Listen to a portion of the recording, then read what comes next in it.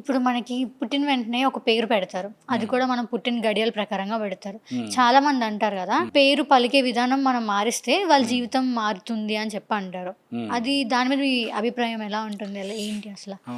పేరు పుట్టినప్పుడు శాస్త్ర ప్రకారంగా, గడియ ప్రకారంగా, పంచాంగ రీత్యా పెట్టినటువంటి ఒక విధానాలు 100కి 90, 80% సక్సెస్ అవుతారు. హ్మ్. 20% సక్సెస్ కారన్నమాట. అప్పుడు వాళ్ళకేంటంటే నిక్‌నేమ్ ఏదో ఒకటి పెట్టుకుంటారు. ఆ పెట్టుకున్నప్పుడు అది వాళ్ళ జీవితంలో ఒక వెలుగుబాటులాగా సక్సెస్‌ఫుల్‌గా వస్తారు. కొంతమంది సినిమా యాక్టర్స్ పేర్లన్నీ కూడా వేరే ఉంటాయి. కానీ అవును. వాళ్ళకి మరో రకంగా పెడతారన్నమాట. హ్మ్. అవి అవి పెట్టిన తర్వాత వాళ్ళు జీవితంలో ఎంతో ఉన్నత స్థితికి వచ్చారు. ఇప్పుడు 'చిరంజీవి' ఉంది. అతని పేరు వాస్తవికంగా ఏదో శంకర్ అని ఉంది. హ్మ్. కానీ 'చిరంజీవి' అనేటువంటి టైటిల్‌తో అతనేంటి విస్తృతమైనటువంటి సక్సెస్‌ఫుల్ సినీ ఫీల్డ్‌లో సక్సెస్ మంచి అధిష్టానపరుడయ్యాడనమాట. హ్మ్. అట్లా పేరులో 20% మాత్రం సక్సెస్ అవ్వరు.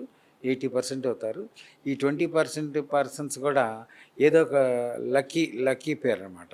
వచ్చినప్పుడు అది పిలిచినప్పుడు వాళ్ళు వృద్ధిలోకి వస్తారు. చాలా శుభయోగం. ఆనందయోగం.